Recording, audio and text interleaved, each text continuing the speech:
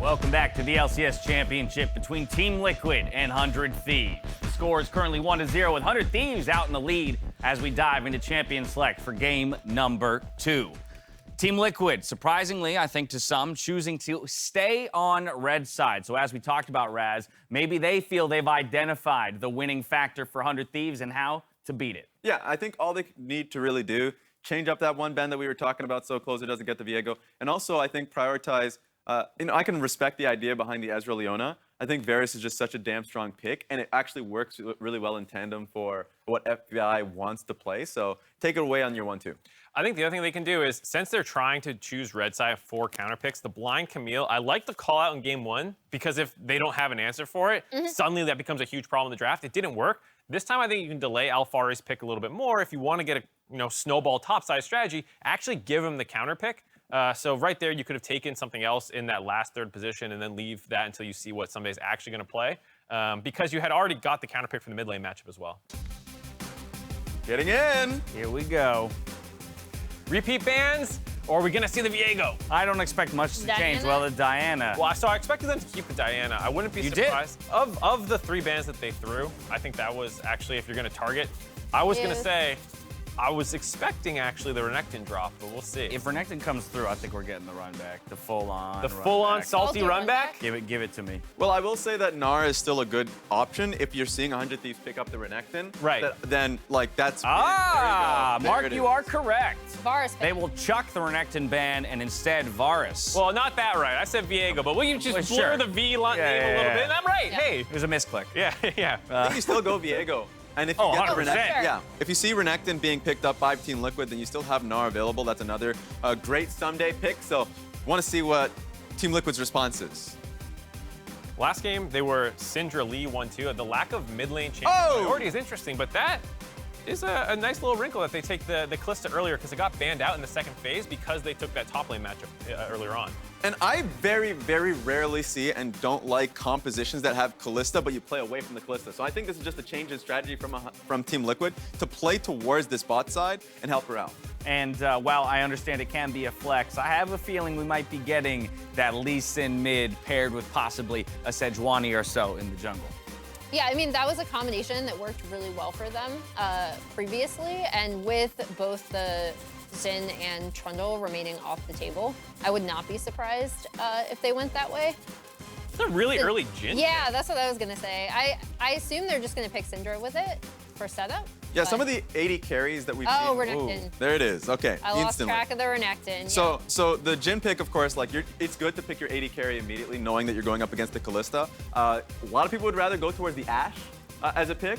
But the Jhin now, I mean, I just want to see what FBI can do on the pick. I also think it's a bit of a call-out, given that you see the Lee Sin, unless, they do what James is talking about, flexing it mid. That's a not super tanky jungler in that position. And then top lane, Alphari doesn't want to play tanks. Of course. He's not going to pick Ornn into your Jhin, and suddenly you're shooting a meatball. You know it's going to be a carry. So in that sense, Jhin will always have good targets once you see what the jungler position is. Yeah. And so I do kind of like the call-out there, even though it's a little earlier than you're used to seeing against the team comp that you're playing into. It's like TL looked at game 1 and they said, not enough volatility. Let's add some more into the mix. Let's go ahead and take that Renekton Jace matchup. It's gonna be a whole lot of mid lane bans. Yep.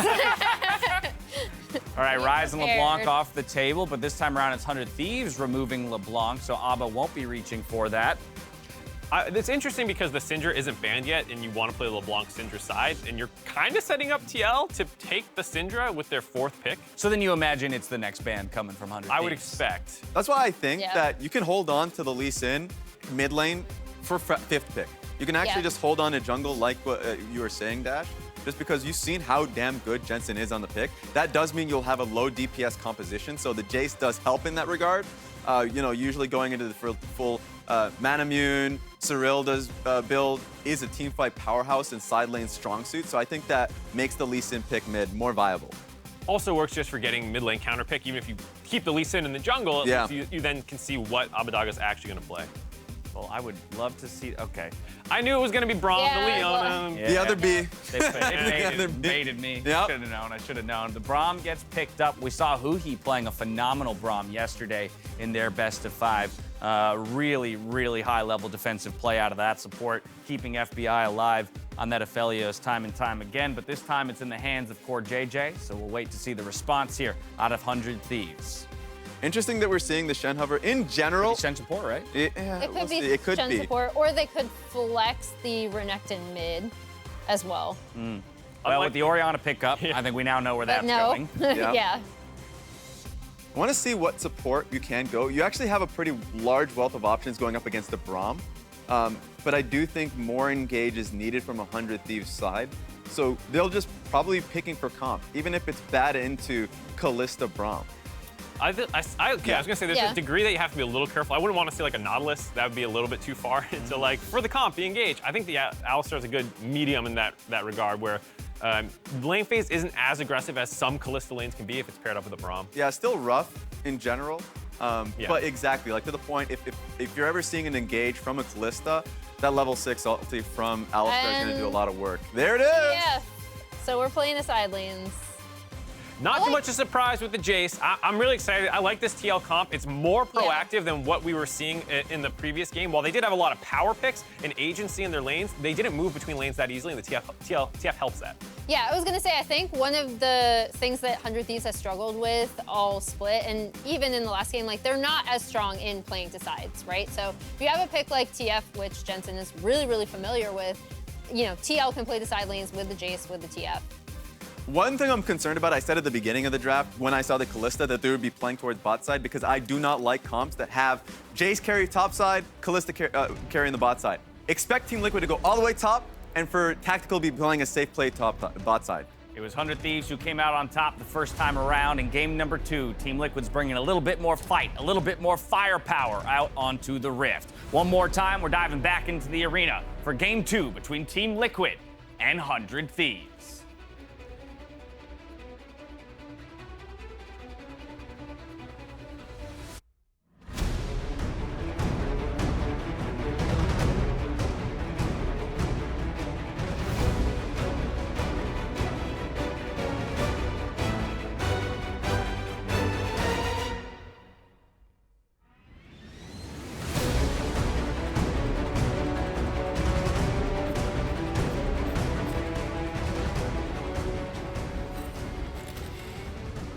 Made by many and ruled by one, and right now that team is 100 Thieves. 1-0 so far in the best of 5, and it was a slaughter. It looked just like 2018, the fastest best of 5 in LCS Championship history, and they're running it back now. But the nameplates were flip freak. That's the important part there. I do like the draft that TL has come away with more than in game number 1, though. Alfari has a stronger matchup, and they can play towards it. Well, 100 Thieves off to 1-0 start. Latagra sitting by with the head coach Reapered. They said it. Game number 1 was a slaughter. What was the difference maker to have such a banging start here in the series? I don't think we are like really better than TL. It's just like they are starting like losing a lot and then losing the map, like obviously. So we don't put any mean on the game 1. We're just looking for game 2. So if the assumption is that Team Liquid are going to get ramped up themselves throughout the series, what do you think is most important to make sure 100 Thieves can carry that momentum here into game 2? Case by case. Honestly, this game, they have a really strong early game team comp, so we have to kind of scaling out in this game. So we'll see if we can make that out. Keeping an eye on that scaling. Thanks again, as always, Reapered. Back to the casters. Love them making use of the Braum here for the level 1 invade on the side of Team Liquid, but Closer does at least get his Raptor away, trying to get level 2. If he takes a whole camp, he can get level 2 and then suddenly fight Santorin 4 as FBI and Huhi are stepping around. So they will have a level lead in the 3-on-3 shortly, but the camp resets. So now they gotta walk in and make it happen, easily smite it away. Closer, I know he didn't have much time left for it, but either way, it's TL allowed to walk out with a camp taken, both junglers using smites, and Santorin's gonna cut off the top jungle. And Hugi loses his Ignite there, so that's actually pretty critical. You're already playing against this Braum with Exhaust. There's not really any ability to threaten an all-in, so you just can't fight against this. They're gonna have to play so far on the back foot. I expect this game to look completely different from game number 1. This is the type of composition that Team Liquid really want to get, where they're the ones with the extra global. Now, no longer is there a Shen for 100 Thieves, but also with Jensen's Twisted Fate, he enables both of the side lanes. They can very easily teleport down to bottom lane for this Kalista Braum, go for dives, go harassment here on 100 Thieves. So a lot can be set up, and as you're talking about, even early summer spells being blown down there does give them the extra combat advantage. And you generally think about Braum, you know, when you have a pairing with Kalista, you think about aggressive pairings. But the Braum even bringing Exhaust here, I think it's more looking towards shutting down the Viego, shutting down the Renekton, these champions that have to get in your face, that are very aggressive, that need to find that first reset. And Braum with Exhaust is going to be a strong answer to that. There's a lot of CC lockdown, you know, between the TF, between the knock-up from the Kalista ultimate, and that Braum. Turn looking at mid really briefly. Abadag, of course, not stepping up for anything. He's got a mini wave in his face, so not much to be seen. But Top Scuttle has spawned now, and that's going to Lee Sin. Also, some little things here. Santorin, yes, he is covering there for possible counter gank, but it's mostly to, in case they get in that duel in the river too, he just barely leeches level 3 right before fighting over Scuttle Crab. So if you get into that fight on Scuttle Crab, then he has the extra advantage, is able to get top Scuttle. You can easily transition down to your winning lane on bottom side, which is afforded to you for a super free double Scuttle Crab here for Team Liquid. And he's going to get the really delayed 3 buff, right? Because he started enemy red, he went to his top quadrant, took that side of the map, which was more vulnerable. Then he can take this bottom side Scuttle, do a clear on the bottom side, and it's going to be a really nice start here from Santorin. It's smart pathing and smart playing around the strength that Braum has at level 1. Yeah, and exactly that. You know, utilizing the strengths of your comp this time around should look so different. Early game here going swimmingly for them. Tactical and Core JJ even were able to crash all the way into turrets, so they get the wave bouncing back at them now. This affords them the very free recall there for Core JJ in Brush. He doesn't reveal anything. With the wave pushing towards them, Tactical even positioning fairly aggressively here still in lane. And with that extra safety, is going to be able to get off this first support roam. Boots picked up for Core JJ. Guess what? This is the man that started it all. The revolution of North American LCS roaming support. Sure. And he's back at it again. Heading topside. Knows where Viego has been for the most part. Knows what his pathing looks like. And he roams to put a control board down in the top river. All right, he'll cover the Jason Arkin soon enough. Of course, Dragon, by the way, also spawning in a second's time. Bot lane recall for double longsword, and Someday gets the defensive ward. But yeah, look where this wave is, right? It's so hard for Someday to play around this. Exactly. Someday is in this kind of stuck state. And so you see Closer on the map. You know, he's coming out right now, but TF is moving up as well, and Braum is there to cover. So TL wants to have this extra man, and that's why Core JJ is staying. Spotted on both wards. Is going to be enough. Shoves the wave in. Alfari takes a lot of turret shots, or sorry, a lot of minion damage as Closer is here in time. Abadaga is forced to teleport to match. Jensen only had to walk, so that is a summoner advantage, but no kill. Yeah, this is really cool. I mean, TL basically anticipated what they were going to try to do. Control ward gives a lot of space for TL. You can't easily walk down this way. Yeah, they're trying to zone them, delay him from getting to the mid wave, try and let as many minions as possible die there. Jensen gets to push it in as well. They just have to be careful not to get caught.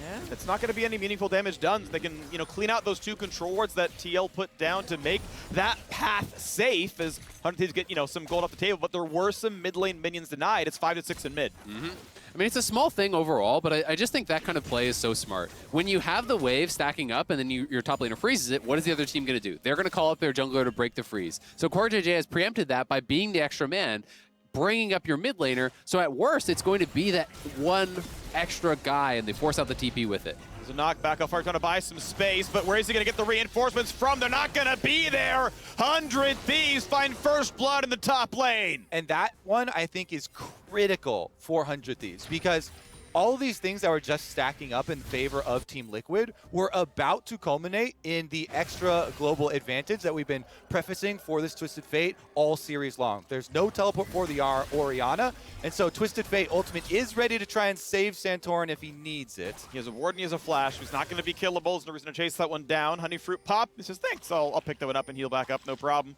But doesn't likely feel good about invading. No, he's still going to walk up. No wards right now. Smite is up for both. Gets it just barely. The Thieves have to be very careful about trading in lane right now, too. With the mobility advantage for Jensen, with the ultimate ready. They're trying to pick a fight, and there it is. Someday ulti has flash, though. It's not an easy follow-through, and of course, Santorin's still no kick, means nothing's going to really happen. Trying to look at the Closer. This could be enough. Sonic Wave lands. Closer does have Smite. Use it for a bit of healing. Has to flash down as well. Gets a shield from Abadaga. Barely lives. But it does mean TL gets to walk into the jungle and take stuff away. This was really smart. I mean, not just overcommitting onto Someday, who would have been able to dash over the wall. He had the ulti up. He was going to be very difficult to burst down. So instead, smart target selection, pushing Closer out. They're going to steal away multiple camps here from him, force out his flash, and hold down this guy who has been incredibly important for 100 Thieves' success.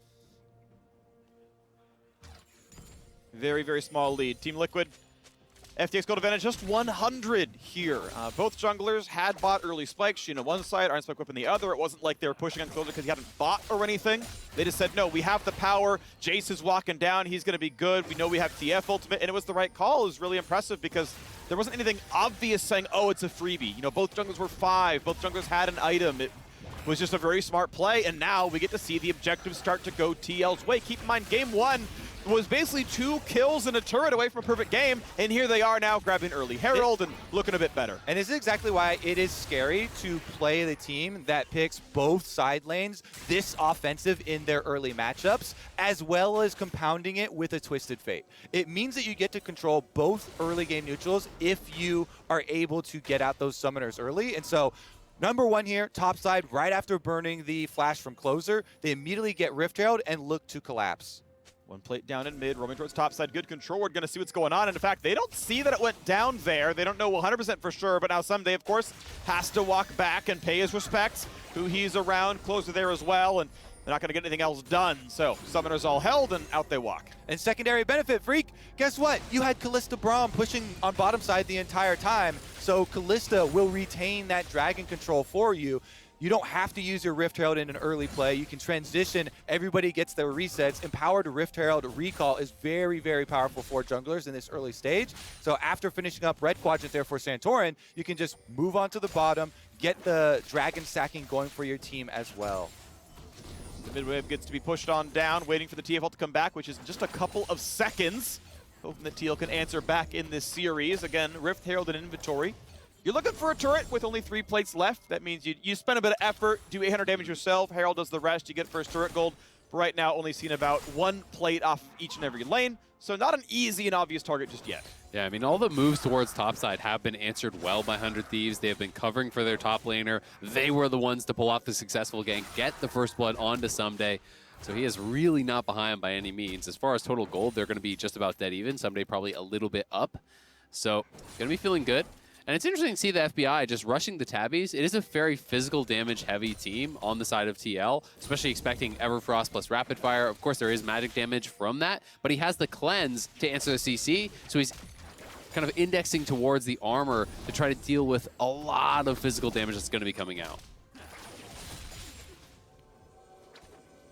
Both are going to trade blows, but yeah, no problem. Goes to Santorin. He's going to be just taking every buff. He 3-buffed the first time around. Got both blues second time around. He's getting everything done so far. Obviously, he's up 3 camps, and those 3 camps are buffs. Meanwhile, with that river control, 100 Thieves going to be able to keep vision over this dragon. And even though you do have Twisted Fate Ultimate ready to go, the answer is definitely here. Closer moves over to try and protect Abadaga on the wave push in. Santorin still with Rift Herald and it hits. Stun's gonna land. Braum, no, it's actually Lee Sin kicking him away, making sure there's nothing to be done. Red buff on, decent damage, but not a kill just yet. Able to control ward and hop away. Really good disengage kick there from Santorin, because you know if he doesn't instantly do that, then the R comes out from Closer. If that was cast a little bit earlier, he'd go unstoppable, immune it, and try and get that conversion on Jensen. With that disengage, though, they do buy themselves time to get Scuttle Crab and actually get the reset for Jensen, who still has his ultimate. Headbutt, flash, pulverize, but Tactical gets it blocked by his support, who he pulls right back in, who he's got the ulti on. Braum goes up for the knockup, Lee Sin coming around as well, but no kick available. Makes his fight a bit difficult, so Jin opens up. They're going to find the stun, they're going to find the execution, and they won't quite get Core JJ, but it's 2-0 on the board for 100 Thieves. Looking for the third. Can you slice through? Is going to flash. Going to find the stun. TF here for the help. Somebody heal by some time. Someday has been stunned. And the Jin W will not land. They got to walk right back out of this one. And they have to be quick about it because this entire time, Hex Flash! And he's in for the head-up pulverize. Corjay getting a flash of safety now as well. Health bar still very, very low, but again, safety has been found. And this whole time, Alphari is getting stuff done in top lane. Last game, it was 4 kills for 4 plates. This time, it's 1 kill for 4 plates. Not yet. A second kill for 4 plates. Still, though, that is a lot of money to earn at the end of the day. It is. I mean, he's going to get a ton here on that top side. Does get that 4th plate. You know, he is going to push in and deny even more farm. You can see the CS advantage pretty significant now on that top side. They're dropping Shelly, so that tower is gone. It's going to be even more gold into the pockets here of Alphari. 100 Thieves making a very aggressive play on the bot side, utilizing their double TP from the solo laners, but not really coming out with, I think, enough to justify it. They didn't even get the Dragon. The Dragon is still alive after all of that because they needed to get to the top side to not lose a tier 2 to the Herald. Meanwhile, he's right back out, and he gets disengaged kicked once again by Santorin. So there's no recoup on the other side of the map either. Big push there from Team Liquid, definitely advantage. So we can take stock of the game right now. Netflix gold advantage, 1,200, and I'm pretty sure the entirety of that is just on their top laner, Alphari. As we are going to see the Dragon come across, so it's actually TL getting every epic objective so far in this game. 100 Thieves have kills, but Team Liquid are the ones with objectives, and that's the part that wins games. And this gets actually so difficult now because you spent double TP, you didn't really get a huge reward, you didn't get the Dragon. Now the global is in the favor of the team that is playing 1-3-1. There is the TF ulti up and available here very shortly. The TP is available for Alphari, so 100 Thieves have to play really defensive, and that could result in TL farming even more turret plates. Jay's still in top lane right now, though. Has not sent him somewhere else to be a primary siege mechanism. Just gonna, absorb the farm for now. Obviously, a great build with Mythic and some healing cut. The tier stacking up. He's actually going for early steel caps because of the triple AD opposing composition, so not quite as easy to kill, and that gold lead should be pretty safe in his hands.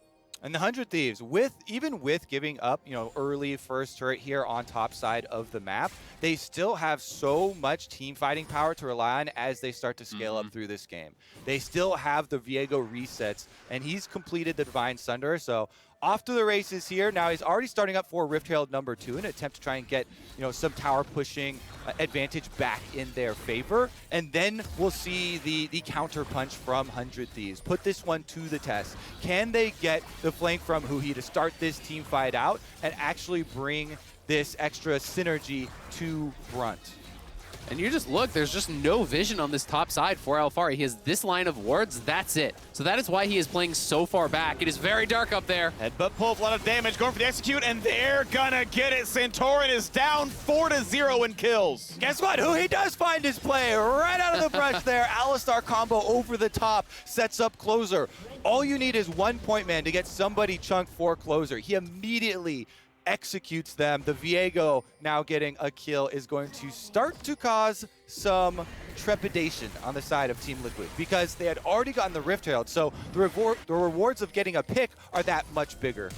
Flash for the gold card, a great flash over the wall, and Frost still in. Follow up, no, the shockwave on a 3. The pulverize to follow. Is it gonna be enough? They find a stun. Jhin opens up. Will Jhin close it down? Corjay puts on the shield. The 4th shot would get a kill, but it's gonna miss. That said, Closer is still in. Headbutt pulls back in for the Alistar. Kill number 5 has been found. Number 6, they wanna get it, but first one is traded back by Alphari, who himself will fall into the turret. A triple kill for Closer, who just does it better no matter what champion he's on. Stop giving this man Viego, okay? He plays well on all champions that we've seen him get, but man, does this one hit different. He is so good at this champion. As you said, Freaky, picks up your soul, he plays it better than you're playing it. He's hitting all the skill shots. Triple kill there for Closer, and all of a sudden, he is way ahead again. It comes off of a pretty heavy force here from TL. Abadaga getting a lot of space. The Everfrost and Gold card are there,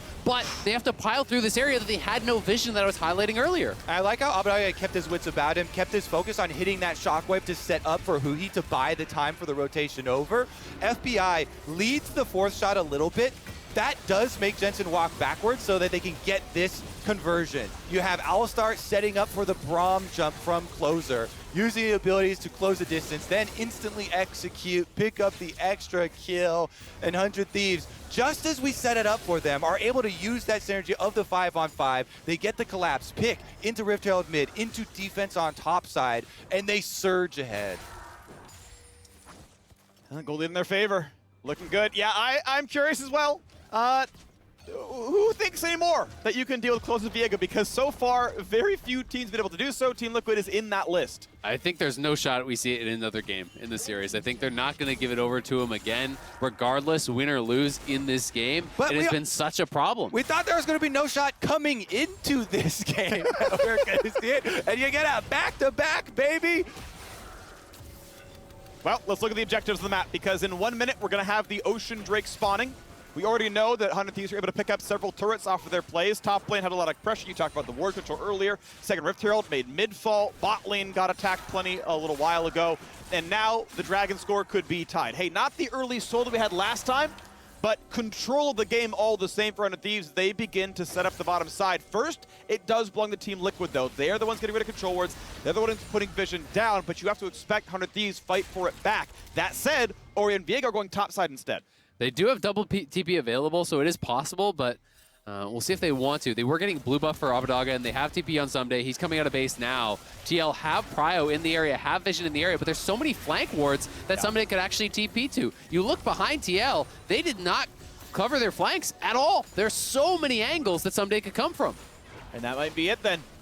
1700 is the FTX gold advantage right now, but honestly, TL do at least own the river. The flank I agree with, but the river itself is dotted most with TL control wards. There it is. They're getting pushed out. Here's the Renekton TP, who he's at half health, but he's Alistar. He can survive that one. Aftershock plus the ult is going to be pretty good. However, Someday TPs into enemy champions. It's enough to fight Alfari, sets it up, and Someday knocks it down. 1-for-0. Your top focus means nothing when the other team just plays the fights better. All of the gold has been killed, and 100 Thieves win the fight. It all comes down to the vision control here. 100 Thieves with so many deep wards, even with the quick response there from Jensen trying to turn it into a 2v1 against Someday. He's too tanky at this point with the Gore Drinker completed, with the ultimate pop. They didn't even force his stopwatch, and it was Vision that turned that fight on the top side as well, chasing into the Shockwave, not having eyes on Huhi. 100 Thieves has been controlling the wards on the map, and as a result, they're finding the better fights. 100 Thieves are making the LCS Championship Finals look like a speed run, boys. Look at this. You mentioned the teleport beforehand. He had so many wards to choose from. He gets in there on the Alistar follow-up from Huhi to finish him off. Someday great spacing there.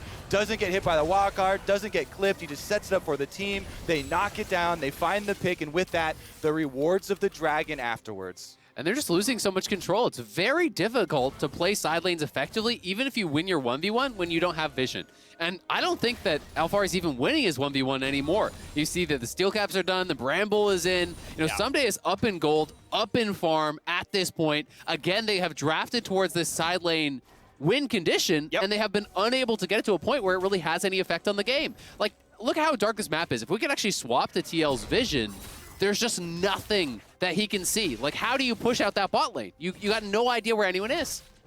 Oh, we got a question mark ping in the dry brush. TL's like, or 100 Thieves like, I wonder, okay, he might have control worded that. I think we saw it go down, but they own the map right now. Yeah, I also just want to shout out Someday, because this guy's been playing in LCS, you know, quietly on 100 Thieves for so long here, and now in the finals showing up. Emily mentioned, well, we're going to have a pick here first. That one doesn't need any commentating. He's dead, freak. Meanwhile, you know, Emily was mentioning the Shen pocket pick for him, and yet Renekton is his most played champion, most well known for. Shows up here big. Guess what, freak? Another pick! And Santorin will be jumped upon, and we got another Lee Sin in the house right now. As Huhi and Close are going to have to walk their way back out. Flash back in the queue. Huhi could die. No, of course he can't. But they still have two towers, and Closer, he's got to be careful. Running away with Ren at his back, and the shutdown comes through. Finally, another kill on the board. Team Liquid double that count. FBI now being chased apart. This could be enough. A flash backwards. Huhi is likely to drop. You gotta be kidding me. The man won't die, but he has only 4 HP. He's gotta keep running. FBI gonna cleanse. This has gotta be enough. This has to work. There's the gold card. There's the damage. There's another kill in for Alfari, and Huhi's got nowhere to go. Team Liquid breathe some life into their game. Who are gonna go for the 1v1 of the tower, execute at the end, because the rest of Team Liquid are going for the Baron. They've got bigger fish to fry, Freak. Yes, they do, and they can knock this one down. I mean, Abadaga and somebody else alive. The Orianna has TP, burns that now. Viego running out of the base, and Renekton running across the map. So they can watch this die, but I'm not sure they can get much done. Tactical healing up. Abadaga gonna get spotted. Shockwave is available, dodges the shock blast. Can he do it better? Pulls in the top laner. Here comes the jungler, kicks back in. Stopwatch buys the time, and Tactical has 5 HP, so they gotta watch out for this one. Lee Sin finds a kill into Orianna. Smite for health, the Centaur's gotta walk away. Someday very low as well. Closer can't quite get his kill for the reset. Ulti is up, but not in range to get any of those kills. I respect the attempt from TL. It was desperation, but they are in desperate times here. They are so far behind, looking for the risky play, hoping that they could make a comeback happen off of what was an overextension from Under Thieves. They're diving between 2 towers, and they're trying to delay these recalls now. Exactly, and they're buying time for the mid push here. They're right back out to pushing for macro. 100 Thieves shove the mid wave right into tower. Closer poking around, threatening to pick off any stragglers there. He basically delays the entire team, buying more time for the rotation you see on the minimap there for the rest of the team. Now, Roccat flipped the switch. Since he didn't get to do it the first time around, Freak, I think it's fitting you don't get to do it this time around either. He's already dead. Closer picks up that kill, and here's the second pick. Yeah, they find the follow through here. And this is where it just becomes a little bit too much, right? You're going between the towers for the extra kills onto Tactical. You're trying to dive through the Braum here, potentially. And he goes too far. The exhaust comes down. The shield bow is there to proc.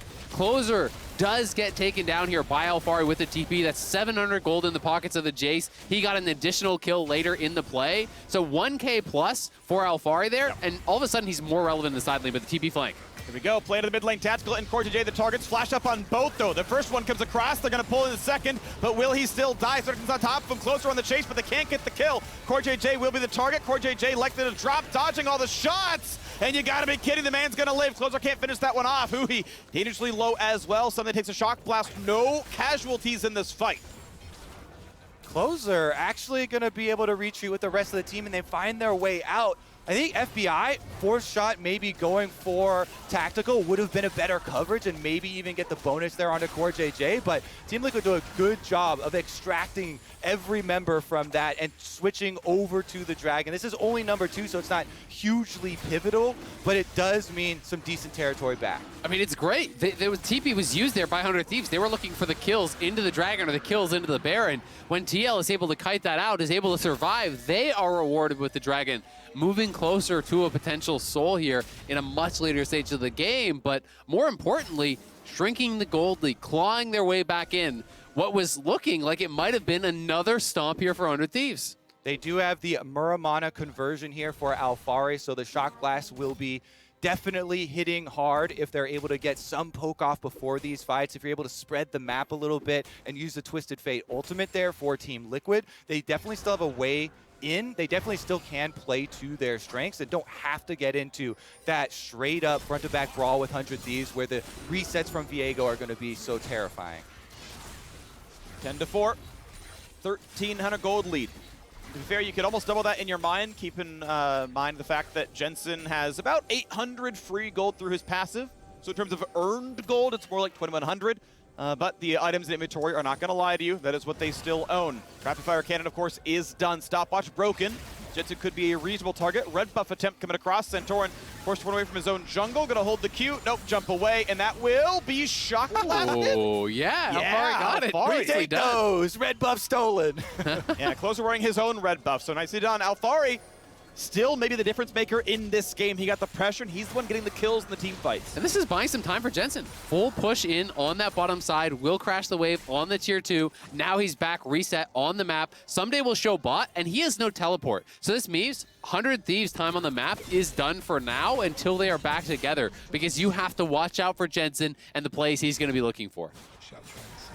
He's going to farm Krugs, get more gold. But Renekton, generally speaking, you're going to consider more of an early game champion. Good for his ability in lane. Obviously, you can flash stun, but does not have the frontline power of even a Braum with one item. Part of the reason that people really consider Renekton so early game is the difficulty in getting into those team fights later on. But if Team Liquid continue to fail to clear the wards behind them, then someday we'll still have these flank access points. And, with flash up, that can be a terrifying even team fight tool if you're able to get the positioning to start it out. And though Renekton can be squishy at times, if you can get in the middle of everyone, get the Gore Trigger, get the Empowered Q, the amount of self-healing that this guy has is insane. Yeah, the one coverage, at least, as we kind of keep on the discussion, is that Alphari went for the really grievous wounds tax. Like, very intelligently got this item, so you cut all that healing by 40%. That's going to be meaningful. The hit interaction where the Empowered W breaks stuns, that's almost never going to line up with the shield timing of Team Liquid, because you're going to early stun Tactical, then shield bow pops, then Lee Sin shields, right? Then Braum hits the locket. It's almost never at the start, which is when you're going to go for the Empowered stun. So a lot of the strengths Renekton can have just aren't quite going to line up in most team fights here in this game. Yes, he can be effective. It's just not the easiest game to pilot Renekton in as your melee against a Braum, and you kind of sit there with, no tenacity in the build and almost any case. So we'll see what happens. Again, wards you're calling out, Azael and Kobe as well, going to be really crucial to look at. Deficit now 700 for Team Liquid. 100 Thieves walking in. Tactical. Great stopwatch buys time, but a team fight is now what we're going to see. Pulverize on a 2, most likely, but they're still cutting away pretty well. The shield's in front. Double shockwave might mean a kill. Corjay pushes them right back out, and Alphari wants in. Can't find the kill. Goldcard going to find FBI. Dueling in a 1v1. His exhaust is on. Who he forced to run away, and now in comes CoreJJ. Wants to set up in the mid laner. Will they find the kill in Abadaga? Yes, they will. 2 for 0 for the chase, but Closer may have come alive. He's ignited. Has very little health, but he gets 2 kills. He gets the reset, and now it's time to find a kill on a Jensen, as this could be it for the kill. Yes, finds the stun, and again, Closer just makes it happen. The Ruined King indeed. It's King Closer, and he's coming for the base next. Push right in. The minion wave already here, so the rewards are basically doubled for 100 Thieves. Tower down, Inhibitor gonna be soon to follow. Inhibitor turret gonna fall for sure. Inhibitor itself often secures the Baron. I think the base itself might be too tough to actually knock down. They are going to back up for this one, and we'll see if they can rush down that in time. Keep in mind, Jensen has TP, and Alphari will the same when he spawns. It's so close. You can see every team fight, the focus that Team Liquid have on trying to kill Closer there. Alphari even jumps in melee form on Jay super early to try and chunk him down. They get his flash out. They're trying to pressure him. Lee Sin jumps through as well, and yet he's able to barely survive, still gets the resets. It's so damaging for them in these team fights. Good shockwave there, opens up the possible re-engage, but they kite it here. There's the Alphari commitment onto Closer. Santorin even trying to threaten him, and they've got already Hui out of the fight. But look at this focus. Jhin able to find the range. They get the ultimate off. Someday is able to get them low enough to provide souls for Closer. And another team fight, another half health target. CoreJJ pops in the locket, has the shield up, and a stopwatch buys some time. Knocked back in, but there's the first kill. Braum is still prey. Jhin finds the second one. Santorin gets big shields, but it's not going to matter there either. Closer is in for a killing spree now on the Viego. They're going to go mid. They have the super minions. It's just 2 members here from TL trying to hold on against 5. So far, the top focus has not paid off for Team Liquid, but at least they survived more than 30 minutes. That said, 100 Thieves have still been the dominant team here in the finals. 1-0 was quick, 2-0 not long after. Nexus turrets under fire, and Alphari and Jensen, these solo laners, will not even step up. They'll preserve the KDA instead of fighting for their lives. It wouldn't matter anyway. The Nexus falls, and 100 Thieves are 1 game away from hoisting their first LCS trophy. No more Ruined King for the Jungle King Closer. I actually can't take it anymore. This man, the team plays so well, getting souls set up for him. He clutches out the team fight, and 100 Thieves win moments after. Man, it's Closer's world. We're all just living in it. He has been smurfing so hard through playoffs. Yeah. And now, you know, coming into this series, I was really looking at two players. I was looking at Alfari. I was looking at Closer. To me, they were the front runners for playoffs MVP, for the people that have been performing the best when it counted in these most intense matches. And it has not been close in this series. Closer is far outperforming. TL is trying to play this same style where they want to play through side lanes, but vision control shut them down in this game. They have picks to answer, like the Shen. They have come in very prepared. TL clearly has no answer for Viego, so that has to be taken off the table, you think, for Game 3. I think a lot of credit to Someday. You know, the offensive awards are always very easy to give, but defensive awards, when you're looking at and you're saying, oh, highlight player on Team Liquid is Alfari. What are 100 Thieves going to do? Someday has handled it so well. You mentioned the Shen pick, playing to the team, playing to the other strong side of the map. The Renekton pick, good for him once again, finds a huge flank for the team. In that fight, the reason Closer gets the reset is because Someday gets in there on the Renekton, gets the soul prepped. Yeah, huge game so far. Huge series, 100 Thieves, one away, or maybe we're headed to a reverse sweep. Who knows? Now, before we head into our little break, a quick reminder, this summer we teamed up with Honda for the Driven by Many sweepstakes. The LCS community nominated the very best super fans and got to give away a sweet Elemental Drake Honda Type R. Everybody wins. Check it out.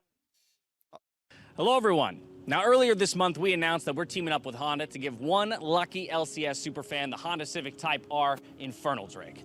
And now you may be asking yourself, am I standing in front of these three beautiful cars because I decided to keep them all for myself? No, of course not. Was I tempted? Yes. Yes, I was. But we asked you, the LCS community, to nominate people you thought were deserving of this car and the title of LCS Superfan. And now, oh, we are excited more than ever to finally reveal our winner. Harut, Mark, Dash here. Welcome to the LCS studios. How are you two doing today? Good, how are you? I'm doing quite well. And I'm going to be doing better in just a moment because you are here with us. Because, Harut, you have won the Honda Driven by Many LCS Superfan contest. The Infernal Drake Type R Honda Civic is yours. It is on its way out to... Yes, I am telling you the truth right now, Harut. No, How do you feel? What's going through your brain right now, dude? That's crazy. What? There's no way. It ain't yes way, my friend. Mark, while he catches his breath, we're going to let him take this in and catch his breath for a moment. Talk to me about why it was that you decided to nominate Harut. What makes him so deserving of this? Yeah, so Harut's actually my younger cousin. So I saw the tweet on the LCS official Twitter, and I love like the idea of like the nomination to nominate someone, and I thought it was like a good opportunity to tell Harut's story. So I guess if you don't mind me sharing, he was diagnosed with a rare tumor in his jaw when he was younger, and he was admitted to St. Jude Children's Research Hospital. He's had like over 10 surgeries throughout the course of his life up until now. He's 18. He's currently in remission, and he has one more surgery, hopefully, before it's all done. So amazing. Yeah, we've just found solace in gaming and like watching LCS, and you know, the past couple of years since LCS's inception. Great stuff, guys, but I actually do have one more surprise for you here today, okay? It's a big thing that we've got to announce. Mark, this one is for you. You are also winning a car, my friend. No shot, really? Yes, shot. What? Yes, really. You are winning the Honda LCS Hatch Civic. It is all yours to keep. Mark deserves this car more than anybody, in my opinion. I think Mark is the most, like, he always, like, ever since I've been diagnosed, Mark has always checked up on me, always made sure I've been okay, asked me for games whenever I wanted to play. He's always driven me around. He's taken me to every event I've wanted to go to. He's done literally everything for me. Just hang out with me, done everything. He's best cousin ever. My goodness, well, now that we've given you both cars, I'm sorry for getting in the way of riding together. You're just gonna have to ride side by side, caravan everywhere you go. All right, well, Harut, Mark, I want to thank you both so much for joining us here today. I want to thank everyone as well at home who participated in the LCS Superfan contest. And of course, finally, a special shout out to the Honda team for teaming up with us to make such an awesome LCS season. But of course, now we have some champions to crown, my gents. So go ahead, sit back on your couches, relax, enjoy the show. And those cars will be arriving soon, all right? Thank you so much. Appreciate it. All righty, cheers. Thank you.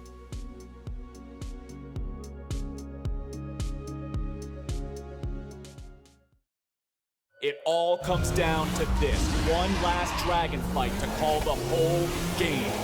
Boom, look at the damage on the Wombo combo. All 5 enemy players down. GG. Car and Driver is called the all-new Civic, more fun to drive than top competitors.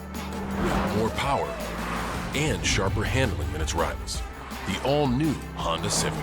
Contact your Honda dealer today or shop online.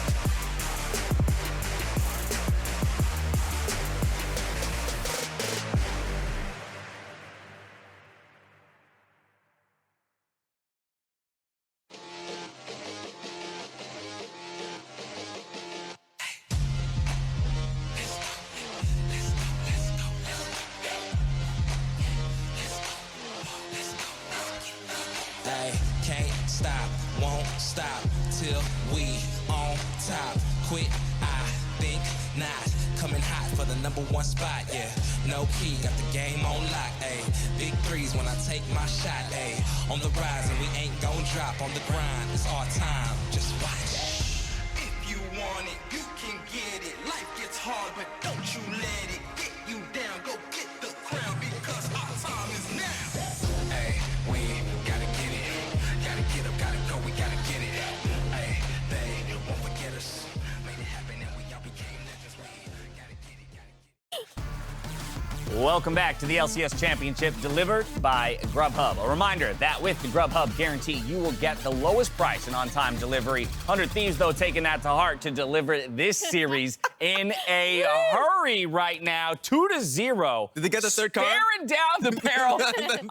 I don't control who gets the car. You're the car man now. I just deliver the news, man. I deliver the news, all right? But we're staring down the barrel of a 3-0 100 Thieves revenge best of 5 against Team Liquid.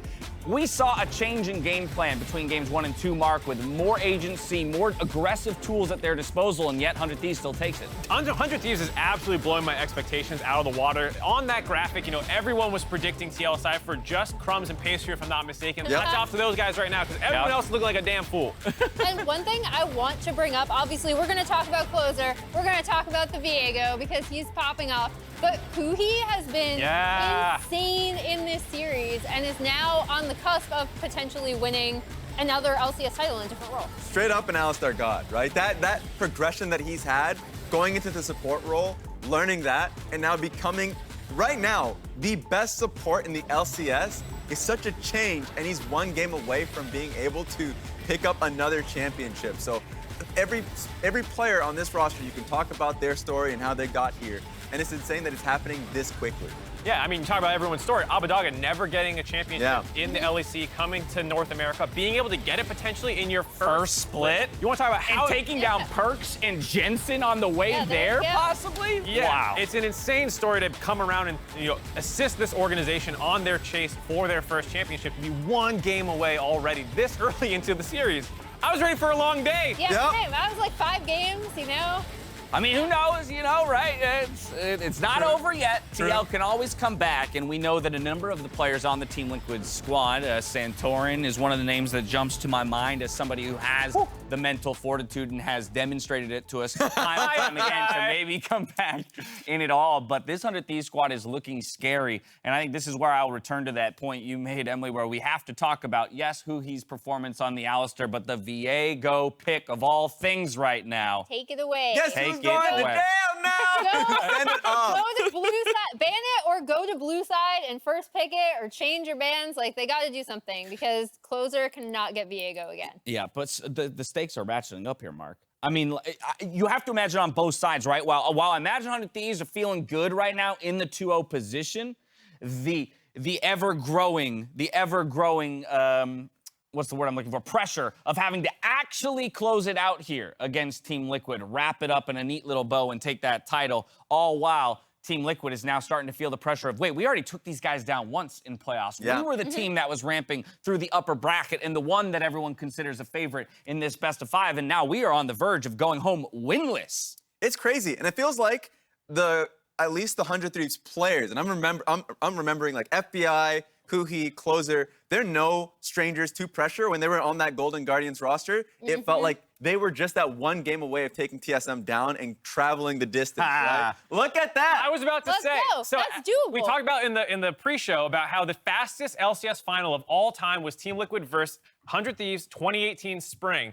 Right now, if they can win their next game in 26 minutes, they can snatch that record back on the positive side and make it about them being the fastest finals ever. And honestly, with how these games are going, it's not that ridiculous. That is doable. That's doable. Doable. Yeah. That about blows my revenge. mind. I mean, obviously, like, draft depending, but yeah, that's Right. doable. That blows my mind. That blows my mind as we get to look in on the Team Liquid camp. I gotta wonder what the conversations are like over there right now, Raz, when you're trying to find the answer. And you've already done 2 very different things. Yes. I'm working with the expectation that they'll go to blue side while still waiting on confirmation of that, just because we haven't seen them over there yet. And that, in essence, will change something. But I'm not sure it's gonna be enough with the way that this 100 Thieves squad is currently playing. Yeah, I think in terms of just drafting, make it an easier to play draft. I said it while the draft was going through. Like, if you're playing Kalista and Jace, one of these lanes are going to be thrown into the wolves because you're going to be trying to protect one side of the map. And then when you get into straight team fighting, it's going to be, if you don't have a lead to begin with, you are going to spiral.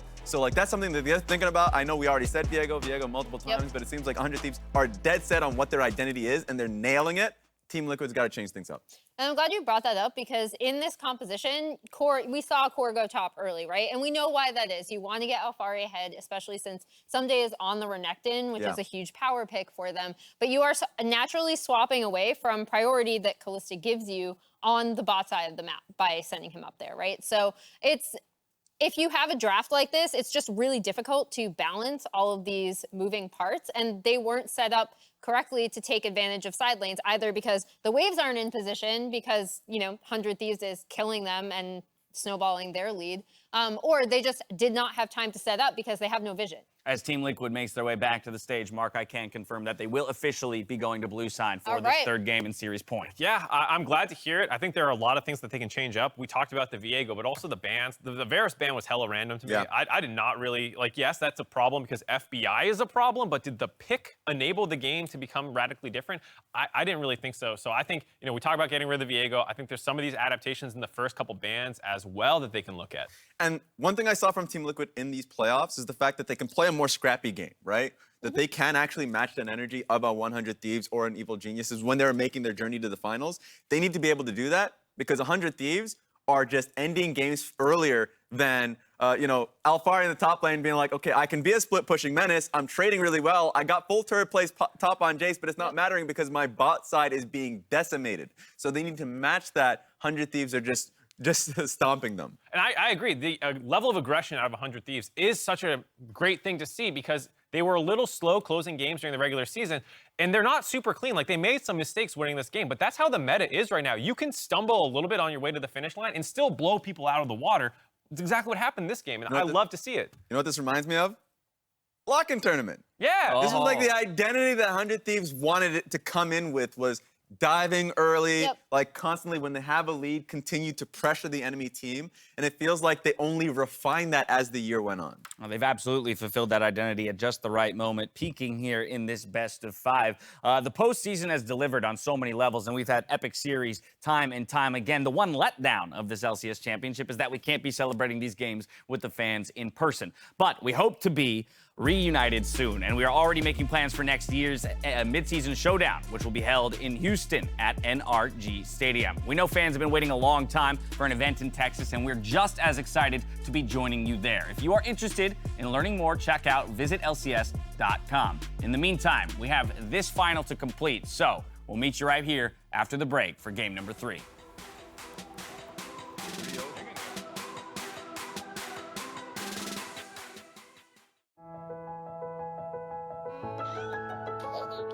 It's never been easier to stay in touch, so we never miss the chance to show how much we care. And thanks to all of you who used your MasterCard to order online or tap in store at restaurants and grocery stores, MasterCard is donating $5 million to Stand Up to Cancer. Together is how we help start something priceless.